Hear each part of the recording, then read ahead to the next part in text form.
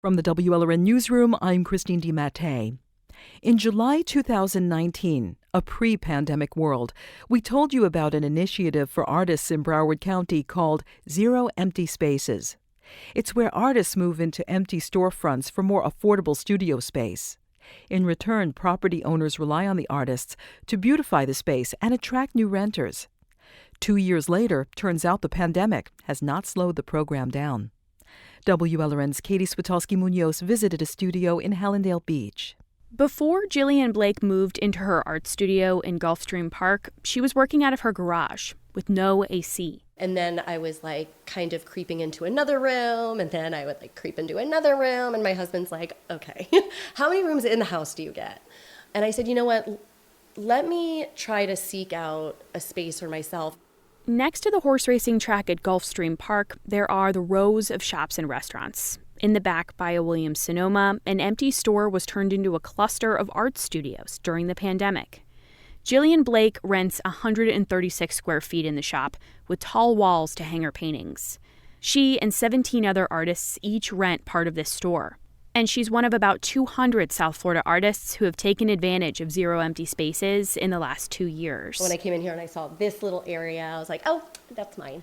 Under the program, artists rent space for $2 a square foot, regardless of where the empty store is. The average rent someone pays is about $240 a month for 120 square feet. So the artists are not paying market rates. When I visit Blake's studio, she's in the middle of painting an emblem of the U.S. Marine Corps, an eagle, globe, and anchor in black, white, and brown. Now, these are a little bit messy because I needed the white to be perfectly white, and then where all of the brown is actually going to be gold leaf. So her father was in the Marines, so she's thinking about him as she works on this one.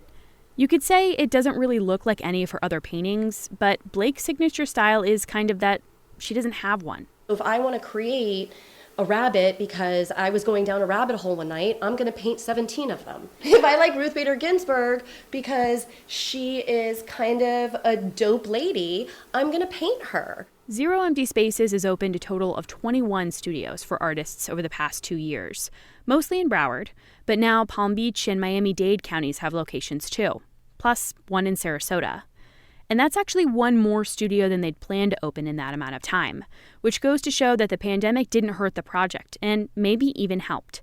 People have really been craving their own space. You feel like a human. You feel like you're part of society and you're doing something where you can step foot outside of your house and call a space your own. Artists were really demanding and yearning for the opportunity to get out of the house and create again. Evan Snow is a co-founder of Zero Empty Spaces.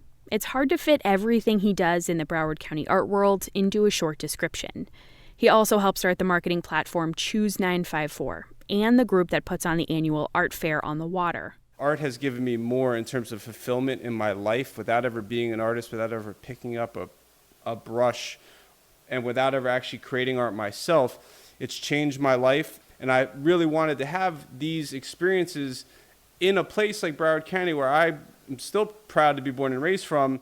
The $2 a square foot fee goes toward covering the liability, insurance, utilities, and things like artist receptions and marketing. If a more permanent renter does come along for a space, a property manager gives 30 days notice and the artists have to move. Artists who use the spaces agree it's better to know up front that you might have to up and move rather than help make an area more attractive just to get priced out. Thankfully, as we continue to open more and more space, we are able to transition artists if and when the space does get leased. And sometimes there are upsides to that. So maybe they take a space here in Hallandale, but they live in Fort Lauderdale, and then as we open a next Fort Lauderdale space, they're able to be closer to their house, a shorter commute. And unfortunately, or fortunately for the artists, there's story after story of the pandemic creating more empty storefronts. I'm Katie Switolski-Munoz in Hallandale Beach. And this is WLRN News.